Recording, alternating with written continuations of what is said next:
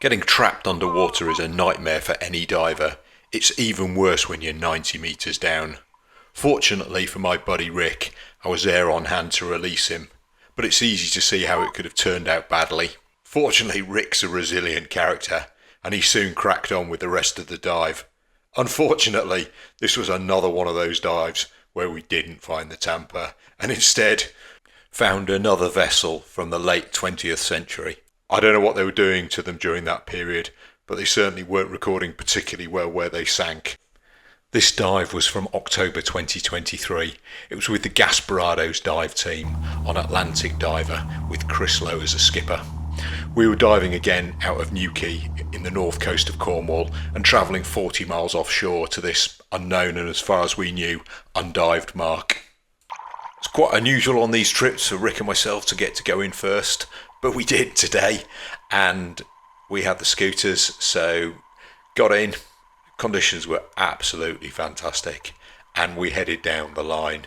Now, the day before, the team had tried to dive this wreck, and I hadn't been on the dive. I was doing something with my lads. I took them on a cycling event on Dartmoor, but the team had tried to shot this wreck, and they'd gone down and done the dive, and they'd missed it. So they'd done a seabed dive, which is obviously hugely frustrating, not to mention expensive and time consuming and all those kind of things. So I was feeling quite pleased with myself that I'd missed that, but I was also a bit nervous. So if the wreck had been missed yesterday, who knew that it was on today?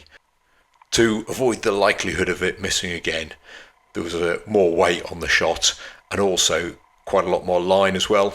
One of the thoughts from the previous day was that the tide had dragged the shot off the wreck, so the line will become important later on when we get down to the bottom of the wreck. As we head down though, I thought I'd give you a bit more information about what we actually find, which is this thing, the motor fishing vessel L'Ebauche. I might not have said that correctly, apologise to anybody if I've mispronounced it. It was a Belgian ship built in 1986 and went down in 1995 after springing a leak in heavy weather. All the crew were rescued, which is obviously the good news, but the bad news is it's not the tamper. Anyway, you can see me heading down here with Rick there, and what you may have noticed is that the lazy shot is already in the water. That kind of, how does that tie in with the fact that Rick and myself are in first? Well, each skipper has their own little way of doing things, and one of the things that Chris Lowe on Atlantic Diver likes to do is he puts the shot in and the lazy shot in together, so he never relies on divers to do it. And that's why you saw the shot and the lazy shot, where you can see them both there together. We're just getting to the point in a moment where our tags are going to go, and you'll see that we're both starting to prepare for that. Rick's slightly ahead of me. He's going to put his tag on there, and I'm going to follow shortly afterwards with mine on as well. Now, there's pros and cons of doing it this way. I have to say, I don't particularly have a preference. The only thing is that Chris doesn't like anything else being on the lazy shot, so he doesn't like Kindles or these days my Dive Voke phone housing. He doesn't like that being on the lazy shot. So if you want to put those on, you've got to take them in and put them in yourself afterwards. Not a great hardship, but it is one of those things. And the bottom line is, as a diver, you've got to respect the way the skipper wants to do things, and you've got to comply with them. So that's not a problem for me, not a problem for the other guys we dive with. Whilst I'm descending, I often get asked about gases I use and those kind of things, so I thought I'd show you these screenshots from Deco, which are for my 1085 diluent, and obviously we've got a maximum depth on this dive of about 90 metres, and you can see what a great gas it is. Almost no narcosis, really low gas density, making it a super good choice. The downside, though, of having this much helium in it is that I'm probably going to incur more deco. Now, I'm not 100% certain why I've chosen this gas mix. It's probably the best one that I had. I've got 3 or 4 diluent cylinders, and no doubt the other ones were just a bit rubbish for this one. Right, now you can see here, getting to the bottom of the shot, and the wreck has come into view. What I should have done at this point is spotted that rope, the shot line, the kind of lots of it that we've got, is actually in and amongst Rick's diving cylinders there, and that's what's going to cause the problem in a few minutes. I completely missed that. I'm much more focused on the wreck and the fact that it's clearly not the tamper. It's much too big, much too upright, much too intact. So I'm off. I'm trying to figure out what it is, and there I go. And it's only once I've been once around the wheelhouse, I'll come back and I'll see that poor old Rick never managed to get himself untangled from the shot where I left him. So bad drills by me, but that's in the future. What I'm currently doing at the moment, as you can see here, is I'm just going round what is clearly a wheelhouse that's a lot younger than 100 years old. You also probably just saw there's a load of rope in the water there, kind of suspended on the side of the boat, and this is what causes Rick the problem, the fact that there is so much rope. And I guess we did that to try and avoid the shot getting dragged off the wreck as it did the day before, but the impact of that is that there's so much rope that poor old Rick ends up getting entangled in it. Now, I think at this point you see me start to go one way, I'm turning around and I'm going back, and I think that's because my spidey sense is tingly and I'm already aware that there's something wrong. I mean, the first thing you can see is that the strobes have dropped down, so where I put them, they're actually mine is much lower. But I can also, if you see up here, I can see some sort of flashing, and I can hear something. Doesn't come over particularly well on the audio, but as I go up here, you can see poor old Rick. He does not look comfortable like that, does he? He's been there ever since I left him, and that is really unpleasant. Obviously, the good news for Rick is that I'm there, and clearly resolving it is something that takes seconds to do, and he's off again. But I can't emphasize enough how uncomfortable that must have been for Rick. I've not had exactly that thing happen to me, but I've certainly been in situations where either a bit of fishing line or a bit of discarded rope has somehow snagged on me, and until you get free, it's really unpleasant. What you can clearly see here is how much of that rope there is. It's basically on the seabed, and all the shots are essentially on the seabed as well. So, pros and cons of doing it the way we did. There's also no current, that's sod's law as well. So I can't remember for certain, but maybe we changed the, where we were in relation to the tide when we went in on this dive. But anyway, what I'm doing here is I'm having a look into what is the wheelhouse, and you can see there's all sorts of bits and pieces in there, and you can see this is a modern wreck. If you have a look down to my right, you can see those strobes. You can also see Rick over to my right hand side, no doubt very relieved. And there's obviously a porthole still intact on the wall up on my right hand side, and that's me looking through the door there. And one of those photos that you saw earlier, I think, was taken by Rick at this point, and that's, I think, a measure of how composed he must have been. The fact that he can go from being hooked up as he was mere moments before to taking photos, I think that's a sign of his resilience. And Rick has been doing this a very long time. He's one of the first real gas divers in the UK, one of the first real CCR divers, done loads and loads of stuff. You probably just saw there on the top of the wheelhouse there was some some lamps and some, it's clear this vessel's got electricity. It's really obvious, even from the small amount of time that we've been on it, that this is a super modern vessel. We're obviously on the main deck of this, at the stern, and so in front of me, forward is the bow. So you can see there's a ladder just in front of me there, which would kind of go up to the main kind of bridge area, those kind of prominent windows. And if you have a look at the photos, those kind of triple windows stand out really well on them. I've got a real confession to make about this dive. Is it took me ages to actually orientate myself on this wreck. I don't know why that is. Maybe it's just because it was too intact. But it took me ages to kind of figure out and get in my head a kind of mental model of what the wreck looked like. But now that I've obviously seen the photos and going back over the video really helped me to do that. So the bridge is just off to my left hand side. I've just gone past it, and therefore this is the main kind of working deck of the trawler. So that's the bridge is just above that hatch to my left. This hatch here would have gone into the fish hold, or these hatches here would have gone into the fish hold. You can see there's a whole load of net and stuff there. So And then if I go up here, you can see all these wires and stuff. And this is where the bridge would have been, but it is completely vanished. So there is no bridge on this. All these wires and cables and everything, that would have been for the bridge gear and the comms and all that sort of stuff. But it's just completely gone. I don't know what happened to it, whether it was trawled off, whether it was taken down in the sinking, who knows. But as you can see what I mean about being confused. So I'm going back over the area I've been. I'm still on the starboard side. I'm now heading back to the stern. Those windows I talked about, I've just gone past. This area here, I've been over a few times. Obviously, the main shot is off to the left-hand side. I don't know. I don't really know why I'm doing this. It's quite a long time ago now. Maybe I was looking for something. I think what you can see there, that sort of big load of stuff is probably the beam from the trawler. It's fallen, it's come back down and fallen on the main hull. So I'm off the side of the wreck now here, just having a look at the hull. Once again, this is still the starboard side. I'm dropping down to the seabed now.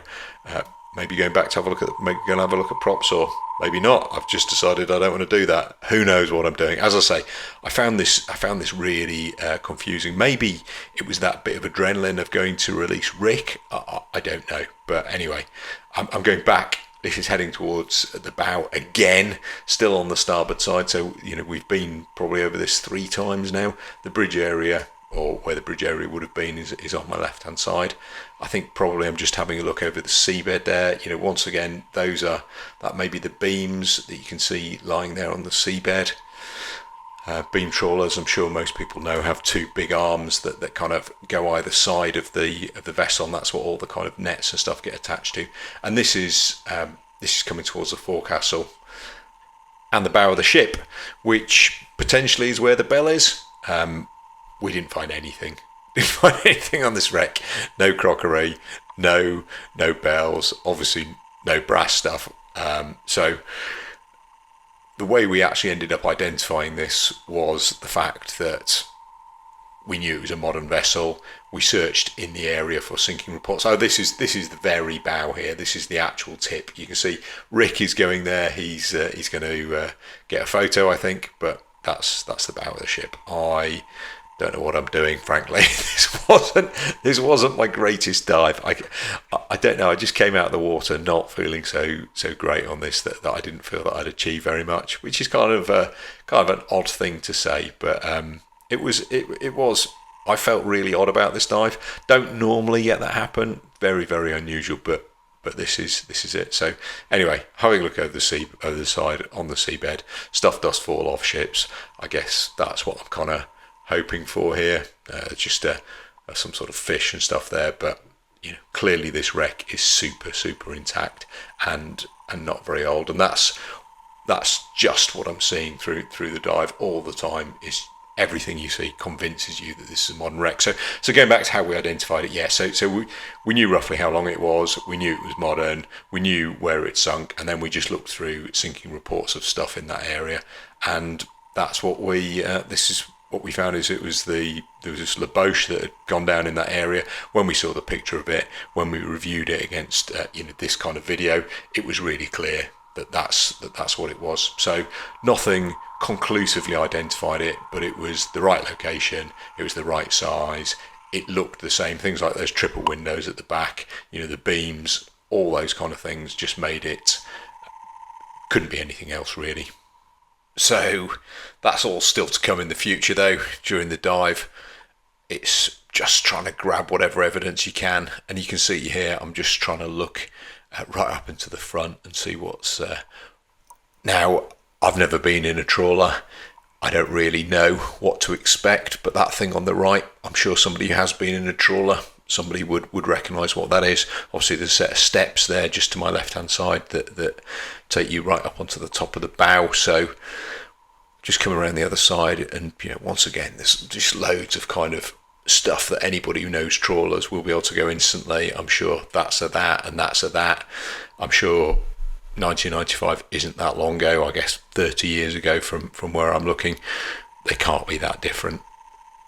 But now this is me going back. I'm on the starboard side there. There's the kind of fish hole or something with all that netting onto the right hand side. This is coming back towards the bridge area. There's some sort of something there sticking out. Maybe there was a hose pipe or something.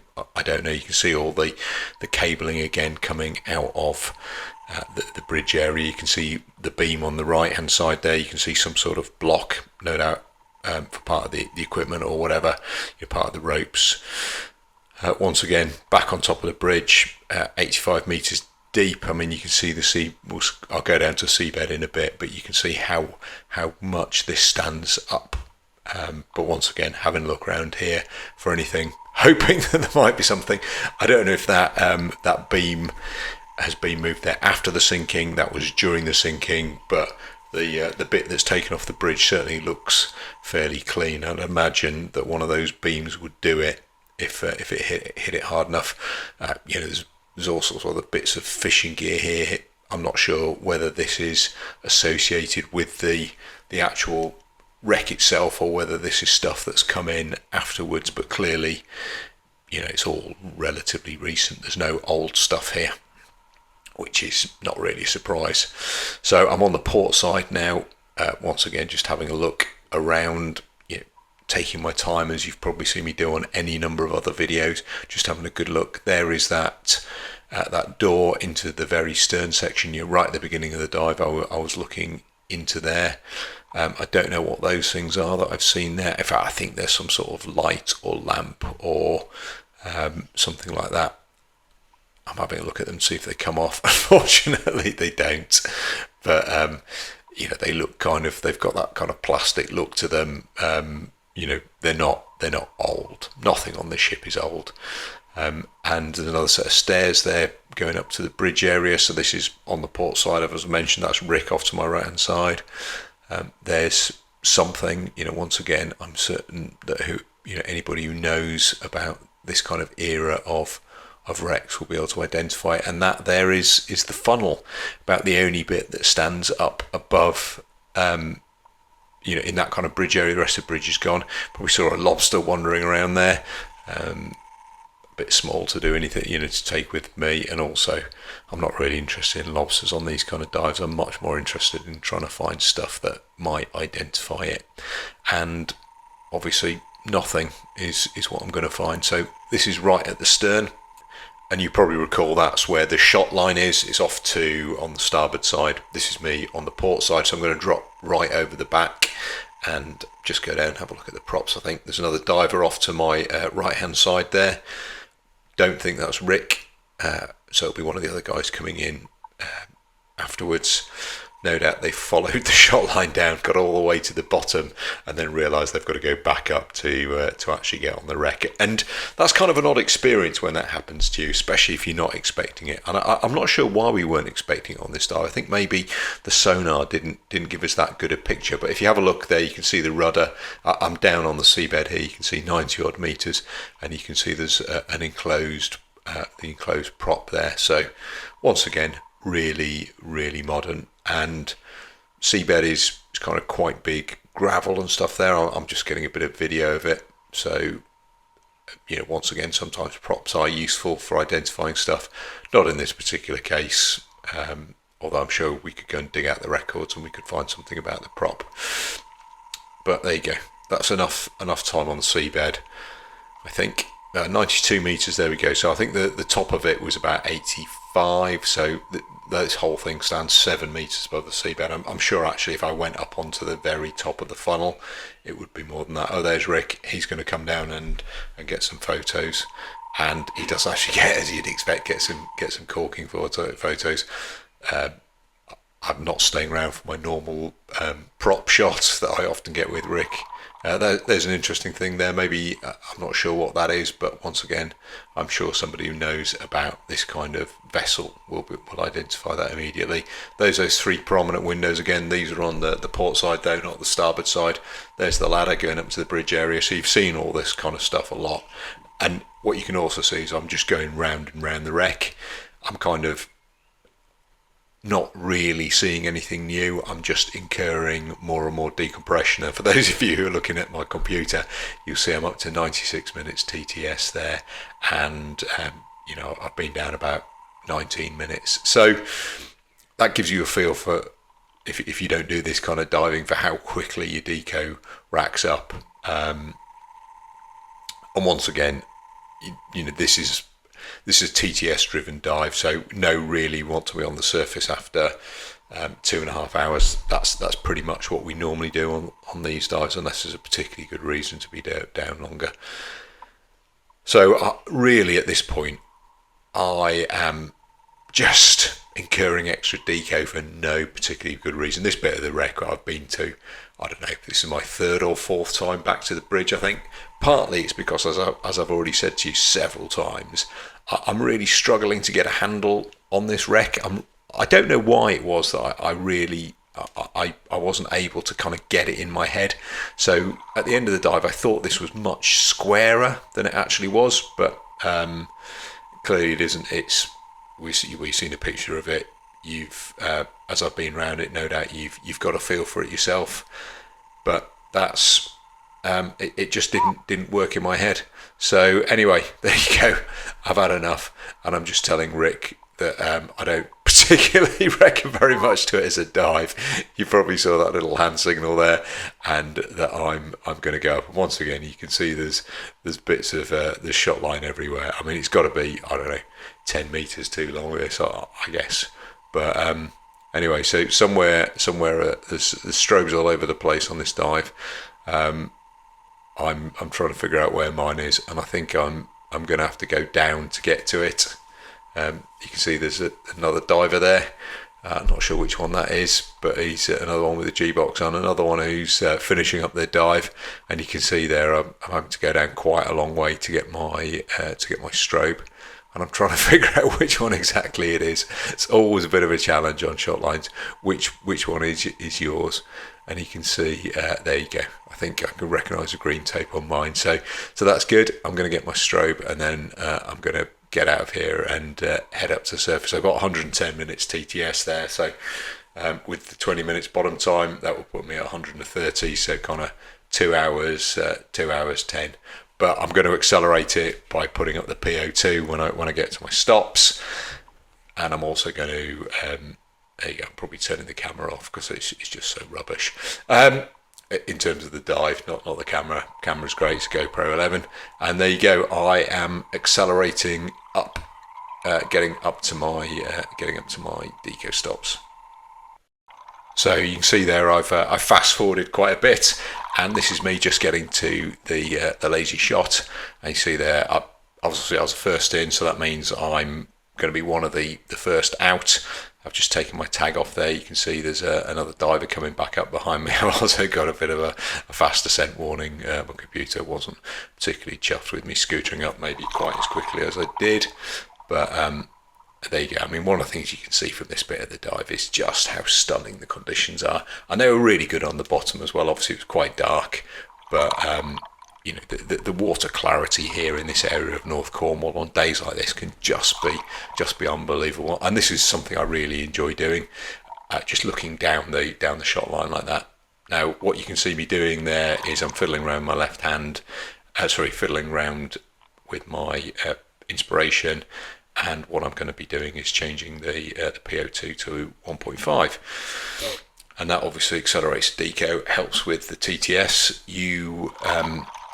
You will see me do exactly the same thing on my backup, which is obviously the computer that displays on the screen, and I'm kind of hanging on for when that happens on the overlay. So hopefully you will see the PO2 go up to 1.5. And this is actually really nice. You don't often my paralenses aren't often set up so to allow you to see me making the changes. There you go. You can see it went to 1.5. So that's really nice to see that the overlay is synchronized with my actual computer.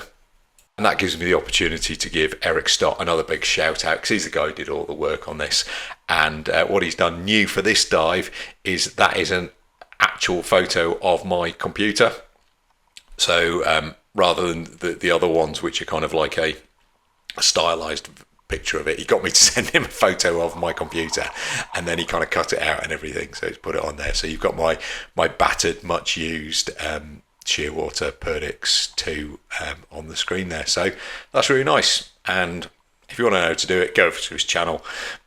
and explains. He's also got a new release which has got loads more different models. So if you've got a nerd, for instance, you can put that on there, and various other bits and pieces. It's really, really clever.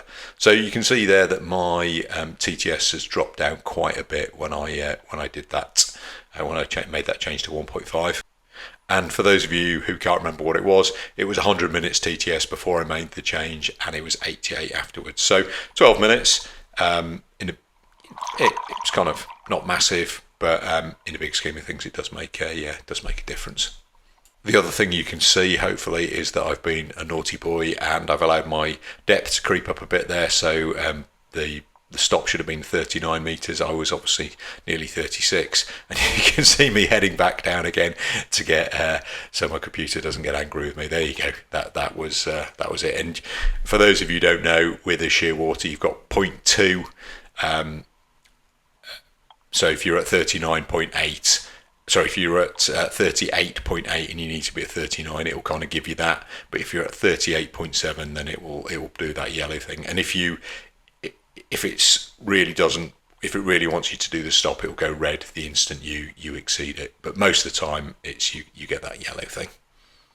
I know lots of you love watching my Deco profile or watching the thing that you get from the Shearwater Cloud desktop. So here it is here, and you can see through the dive, all fairly standard. You can see this bit there where I drop down to the props, get that 92 meters. This is the back end of the dive, and you can see there when I left the bottom, you see it come up here. There's the change to 1.5, so 100 to 88, and then you can also see there's a whole load of other time spent doing the deco, and I eventually get out at the end, which nicely takes me on to the last bit of the dive, because what you're going to see now is, here we go, we're all on DSMBs. That's what we tend to do. Chris doesn't have a trapeze, so we put up DSMBs near the lazy shot. We all chill out. There's a whole group of us here. Interesting enough, a few different rebreathers there. That's Steve on his Revo. There was also James on his XCCR. You saw right at the beginning. In fact, there he is. James on his XCCR, very recognisable with his orange hood. And we're all getting to the end of our dive now. And there you go. You can see above us there the boat. You can see how great the conditions must be, because nothing is moving. The boat's not really moving around. You can see the visibility is stunning, so the skipper and everybody, they're just sat there looking down on us, and they can see us in the water, particularly if you've got a box like mine, a yellow box. They stand out really well from the surface. You probably just saw there that I was checking my computer. I briefly went above the ceiling, but I've only got a minute to go, and this bit of the dive is always quite nice. You know, especially when conditions are like this. You know you're going to get out of the water and it's going to be absolutely lovely. Getting on the lift is going to be really easy, and then you've got a nice gentle boat ride back to the surface. So it is all great. And there you go. There's I think that's Steve on his Revo, and there you go. I've just had a look at my computer there. You can see 121. So that was my total runtime, just over 2 hours. And my deco has cleared. You may remember all the way back to when I left the bottom that it was forecasting me getting out at the 2-hour 10 mark. So that's the impact, obviously, of making sure that I ascended at a fairly decent rate, and the accelerating. That's obviously allowed me to kind of get out round about now. You see Chris has just come up. It looks as though one of the other divers, I think it's James, has finished his deco, so he's going to beat me to the lift, which is good, because what it does is allows me to chill out. You see, I can watch what's going on. I'm really slowly doing that last few meters to get up to the surface. There you go. There's my bag. There's the surface. You can see Barb's. She's on the boat there. She's come out to be the crew, as she does for a lot of these Tampa dives. You'll see I've got my Kindle there in that bag. She's going to grab it for me, get it out of the boat, which is really nice for her.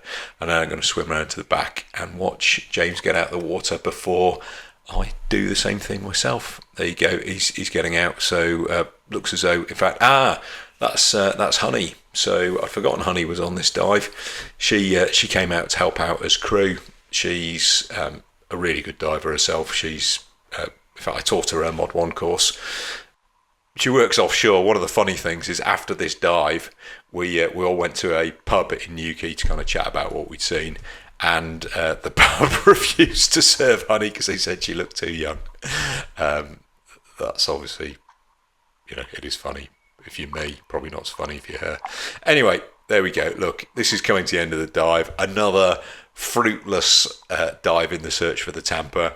Really kind of scary moment down at the bottom there. And really kind of, a bad moment for Rick, I think, but one that actually he coped with really well. Shows, I think, the advantages of having a buddy down there. Somebody else can help you out when things like that happen. There's probably other things you could have done. Maybe you could have cut the shot line, but that would have ruined the dive for everyone else. The simple fact is, it was great for him to have me there. We solved the problem really quickly, and then we got on with the rest of the dive. And there he is, the man himself, just in front of me there, sorting out his gear. There's Chris. I'm going to wander around. There you go. Rick looks very happy. He lives to fight another day, and I'm going to move around the other side and get myself sat down, get all my gear off. Look, I hope you've enjoyed another one of my videos. Hope you found it interesting and useful, and I will look forward to seeing you on the next one. Thank you.